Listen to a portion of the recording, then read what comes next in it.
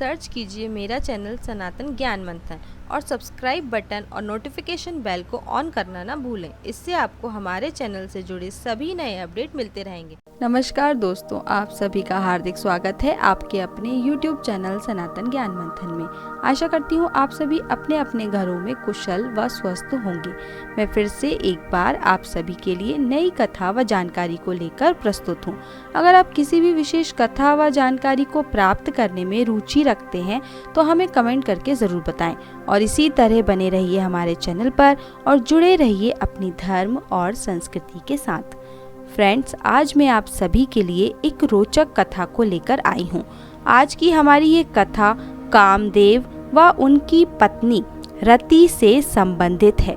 आज हम जानेंगे कैसे जन्म व मृत्यु को प्राप्त हुए कामदेव और कैसे हुआ उनका पुनः जन्म और क्यों रति ने अपने ही पति कामदेव को पाला पुत्र की तरह। तो चलिए जानते हैं इस रहस्यमयी कथा को विस्तार से।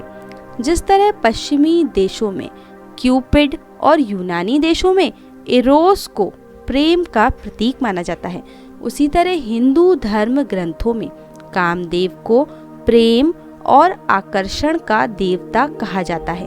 पौराणिक कथाओं के अनुसार कामदेव भगवान विष्णु और देवी लक्ष्मी के पुत्र हैं।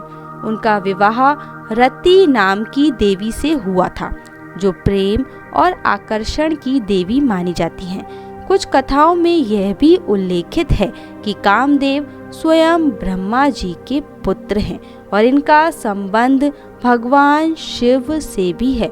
कुछ जगह पर धर्म की पत्नी श्रद्धा से इनका अभिवार्य हुआ माना जाता है। कामदेव को सुनहरे पंखों से युक्त एक सुंदर नव युवक की तरह प्रदर्शित किया गया है, जिनके हाथ में धनुष और बाण हैं। यह तोते के रथ पर मकर, एक प्रकार की मछली के चिन्ह से अंकित लाल ध्वजा लगाकर विचरण करते हैं। वैसे कुछ शास्त्रों के अनुसार यह हाथी पर बैठे हुए बताए गए हैं। वसंत ऋतु के देवता कामदेव की पूजा वसंत पंचमी पर की जाती है। उनके कई नाम हैं, जिसमें से मदन की प्रसिद्धि है। असम में उनका एक खास और भव्य मंदिर है। मदन कामदेव मंदिर को असम का खजुराहो के नाम से जाना जाता है। यह मंदिर घने जंगलों के भीतर पेड़ों से छुपा हुआ है।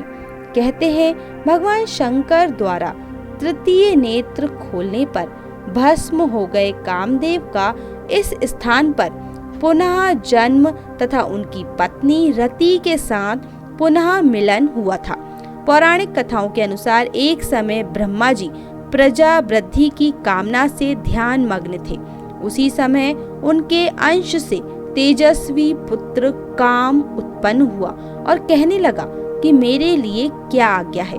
तब ब्रह्मा जी बोले, मैंने सृष्टि उत्पन्न करने के लिए प्रजापतियों को उत्पन्न किया था, किंतु वह सृष्टि रचना में समर्थ नहीं हुए, इसलिए मैं तुम्हें इस कार्य की आज्ञा देता हूँ। यह सुन कामदेव वहां से विदा होकर अदृश्य हो गए।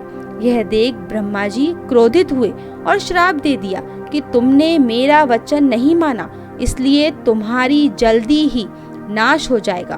श्राप सुनकर कामदेव भयभीत हो गए और हाथ जोड़कर ब्रह्मा जी के समक्ष क्षमा याचना करने लगे।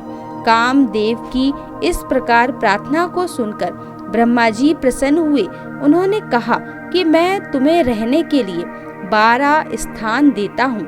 स्त्रियों के कटाक्ष, केश, जंघा, वक्ष, नाभि, जंग मूल, अधर, कोयल की कूख, चांदनी, वर्षा काल, चैत्र और वैशाख महीना।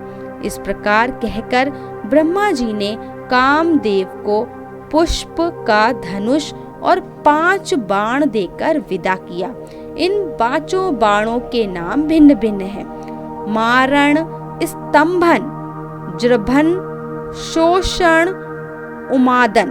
उनका धनुष मिठास से भरे गन्ने का बना होता है, जिसमें मधुमक्खियों के शहद की रस्सी लगी है। उनके धनुष का बाण अशोक के पेड़ के महकते फूलों के अलावा सफेद, नीले कमल, चमेली और आम के पेड़ पर लगने वाले फूलों से बना हुआ होता है। ब्रह्मा जी से मिले वरदान की सहायता से कामदेव तीनों लोकों में भ्रमण करने लगे और भूत, पिशाच, गंधर्व, यक्ष सभी को काम ने अपने वशीभूत कर लिया। फिर मछली का ध्वज लगाकर कामदेव अपनी पत्नी रति के साथ संसार के सभी प्राणियों को अपने वशीभूत करने के लिए आगे बढ़े। इसी क्रम में वे शिवजी के पास पहुंच गए। भगवान शिव तब तपस्या में लीन थे। तभी कामदेव छोटे से जंतु का सूक्ष्म रूप लेकर कान के छिद्र से भगवान शिव के शरीर में प्रवेश कर गए। इससे शिवजी का मन चंचल हो गया। उन्होंने विचार धारण कर चित्त में देखा कि कामदेव उनके शरीर में स्थित हैं। इतने में ही इच्छा शरीर धारण करने वाले कामदेव भगवान शिव के शरीर से बाहर आ गए और आम के एक वृक्ष के नीचे जाकर खड़े हो गए। फिर उन्होंने शिवजी का मोहन नामक बाण छोड़ा, जो शिवजी के हृदय पे जाकर लगा। इससे क्रोधित हो शिवजी ने अपने तीसरे नेत्र की ज्वाला से उन्हें भस्म कर दिया। कामदेव को जलता देख उनकी पत्नी रति विलाप करने लगी। तभी आकाशवाणी हुई, जिसमें रति को रुदन ना करने और भगवान शिव की आराधना करने को कहा गया।